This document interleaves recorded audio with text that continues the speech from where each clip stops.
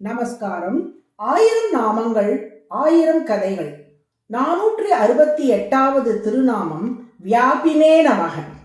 வைணவ குருவான ஆளவந்தார் திருவரங்கத்திலிருந்து காஞ்சிபுரத்துக்கு எழுந்தருளினார்.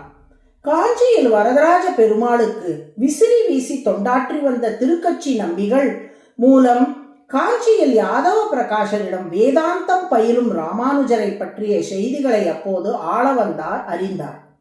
யாதவ பிரகாஷர் வேதங்களுக்கு தவறான பொருள் சொல்வதையும் குருவை மிஞ்சிய சிஷ்யராக ராமானுஜர் அவரை திருத்தி சரியான பொருளை உரைப்பதையும் திருக்கட்சி நம்பிகள் ஆளவந்தாரிடம் எடுத்து சொன்னார்.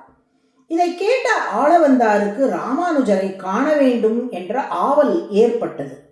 அதை திருக்கட்சி நம்பிகளிடம் சொல்லிக்கொண்டே வரதராஜ பெருமாள் திருக்கோவிலுக்குள் சென்றார் ஆளவந்தார். அங்கே கரியமாணிக்க வரதர் சந்நிதிக்கு அருகில் திருக்கட்சி நம்பிகளோடு ஆளவந்தார் நின்று கொண்டிருந்த போது யாதவ பிரகாஷர் தன்னுடைய சீடர்களோடு கோவிலுக்குள்ளே நுழைந்தார். உடனே திருக்கட்சி நம்பிகள் ஆளவந்தாரிடம் யாதவ பிரகாஷரின் கோஷ்டியை சுட்டிக்காட்டி, சுவாமி, அதோ ஒரு கோஷ்டி வருகிறதே, அதில் நெடுகி சிவந்து ஆஜானுபாகுவாகி வருகிறவர் தான் ராமானுஜர் என்றார். அதாவது எதிரே வரும் கோஷ்டியில் நல்ல உயரத்தோடும் சிவந்த வண்ணத்தோடும் முழங்கால் வரை நீண்ட கைகளோடும் கூடியவராக இருக்கும் அந்த இளைஞரே ராமானுஜர் என்று ஆளவந்தாருக்கு அடையாளம் காட்டினார் திருக்கட்சி நம்பிகள். முதன் முறையாக ராமானுஜரை பார்த்த ஆளவந்தார், ஆம், முதல்வன் இவன் என்று சொல்லி ராமானுஜரை வாழ்த்தினார். ஆம், முதல்வன் இவன் என்ற தொடர் நம்மாழ்வாரின் திருவாய்மொழி பாசுரத்தில் இடம்பெற்ற தொடராகும். திருமால் தமக்கு புரிந்த அருளை நம்மாழ்வார் பாடும் பொழுது, ஆம், முதல்வன் இவன் என்று தற்றேற்றி என் நாமுதல் வந்து புகுந்த நல் இன்கவி நூமுதல் பக்தர்க்கு தான் தன்னை சொன்ன என் வாய்முதல் அப்பனை என்றும் மறப்பேனோ என்று பாடுகிறார்.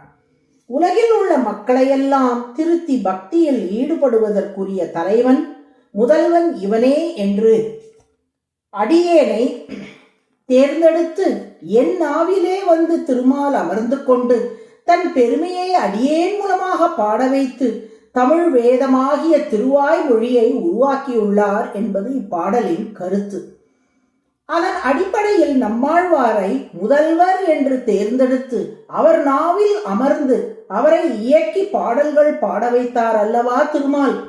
அதே திருமால் தான் இப்போது ராமானுஜரை முதல்வர் என்று தேர்ந்தெடுத்து இவர் மூலமாக உலகம் உய்வடைய வேண்டும் என கருதி ராமானுஜரின் உள்ளத்திலேயே குடிவந்து அவர் மூலம் தான் விரும்புவனவற்றை நடத்தி கொள்ளப் போகிறான் என்று ஆளவந்தார் திருக்கட்சி நம்பிகளிடம் கூறியிருக்கிறார்.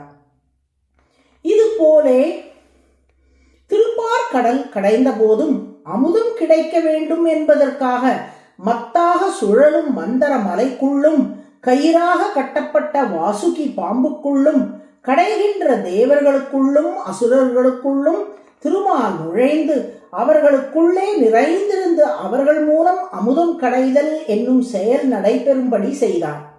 இப்படி அனைவர்களுக்குள்ளும் நுழைந்து உள்ளே நிறைந்திருந்து அவர்களை செயல்பட வைப்பதால் திருமால் வியாபி என்று அழைக்கப்படுகிறார். வியாபி என்றால் உள்ளே நுழைந்து நிறைந்திருப்பவர் என்று பொருள். அதுவே சகஸ்ரநாமத்தின் 468வது திருநாமம். வியாபினே நமக என்று தினமும் சொல்லி வரும் அன்பர்களுக்குள் எப்போதும் திருமால் எழுந்தருளியிருந்து அவர்களை வழி நடத்துவார். நாராயண நாராயண.